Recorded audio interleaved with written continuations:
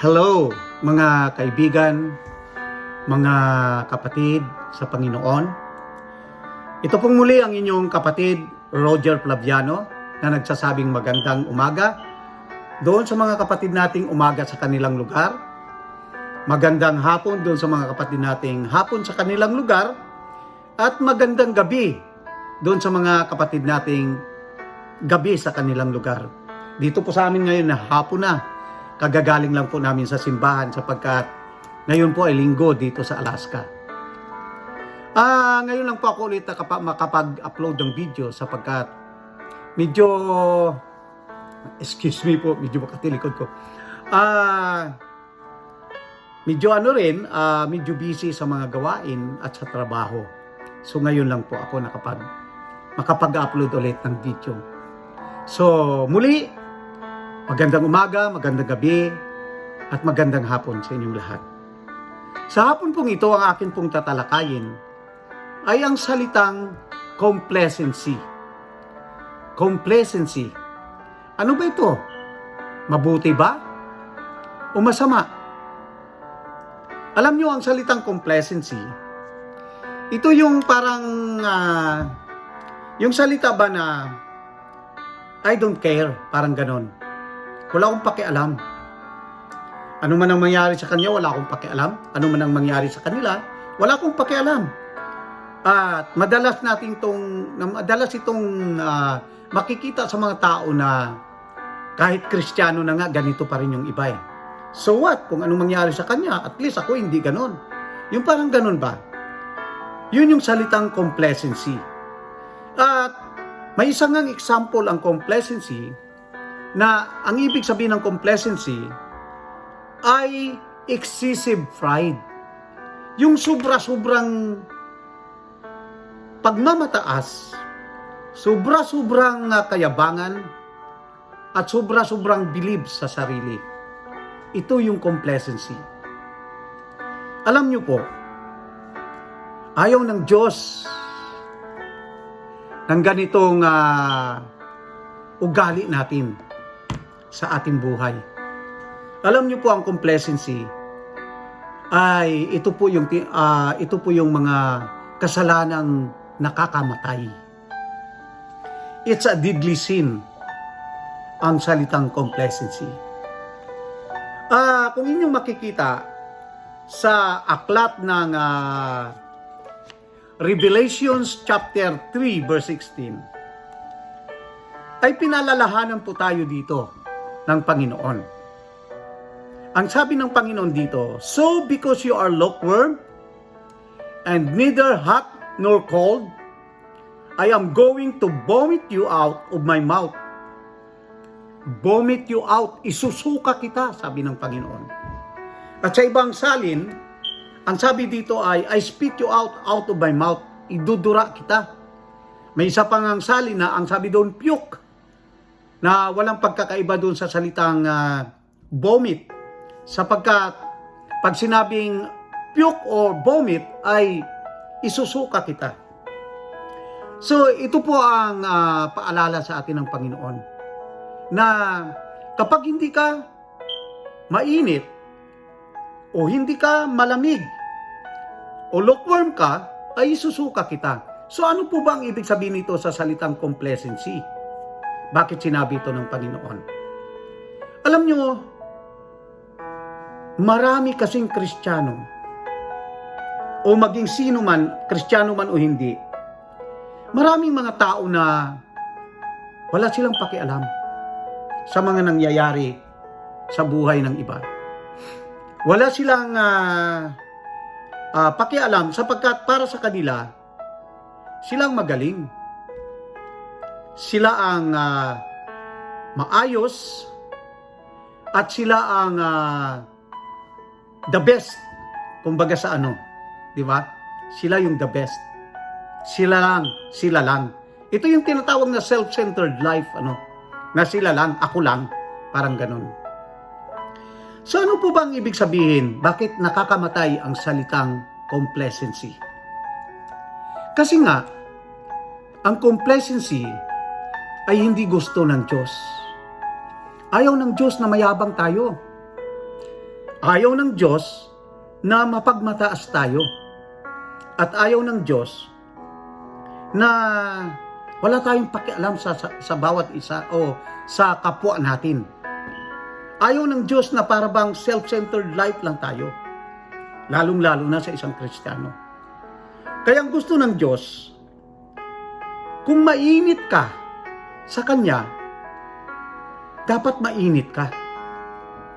Kung malamig ka naman, ay dapat malamig ka sa Kanya. Hindi yung lukewarm ka. Alam nyo kung bakit ko sinabing mainit at malamig. Gusto kasi ng Diyos, kapag mainit na mainit ka o mainit ka sa Kanya, sa paglilingkod mo sa Kanya, kailangan ang buhay mo ay nakakapagbigay din ng init sa bawat isa. Na dahil sa init mo sa Panginoon, na-encourage mo sila na uminit din at maglingkod sa Panginoon. Na ang buhay mo bilang Kristiyano ay makita nila na very zealous ka at yung mainit na mainit ka sa paglilingkod sa Panginoon. So nakapagbibigay ka ng encouragement para sila din ay maging mainit sa Panginoon. At bakit ko naman sinabi na kung malamig ka ay dapat malamig ka? Sapagkat alam niyo mga kapatid, kapag ang tubig na malamig ay ininom mo at uhaw na uhaw ka, ay nakakapawi yun ng uhaw ng iba.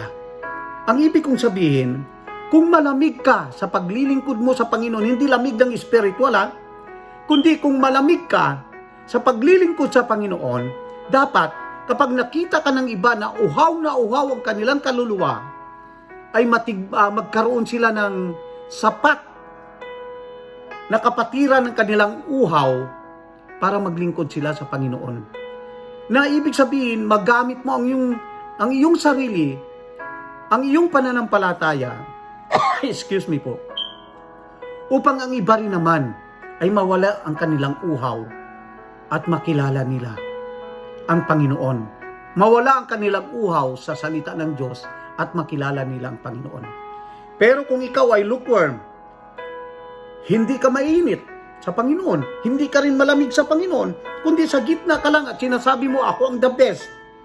At puro ka lang kayabangan, puro lang pagmamataas sa isip mo, pagmamataas sa sarili mo, ay delikado ka.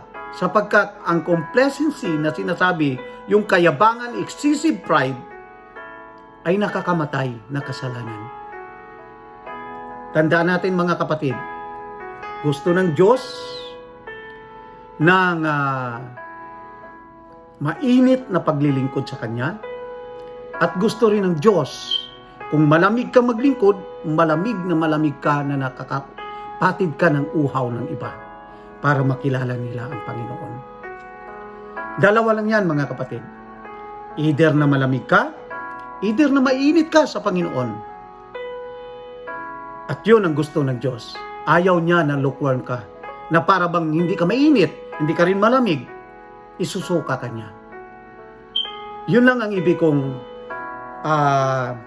talakayin sa hapong ito mga kapatid. Gusto ng Diyos,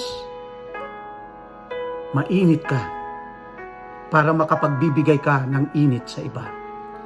Gusto rin ng Diyos, malamig ka o malamig ka para makakapatid ka ng uhaw ng iba, para makilala siya.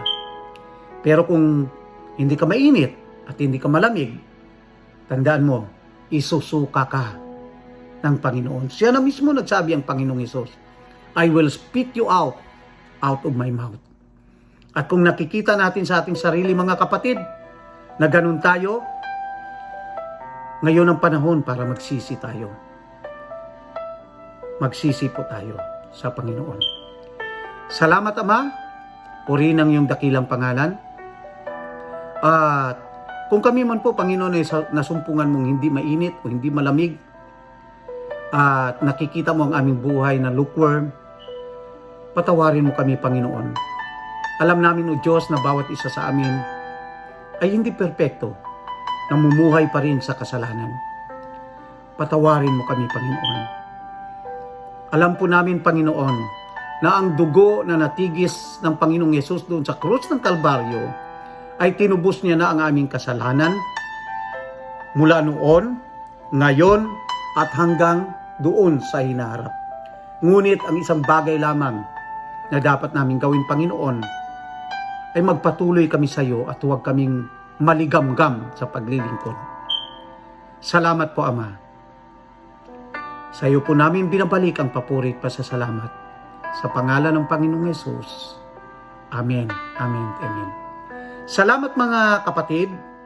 At nawa ay nakapagbigay ako sa inyo ng isang encouragement sa hapong ito.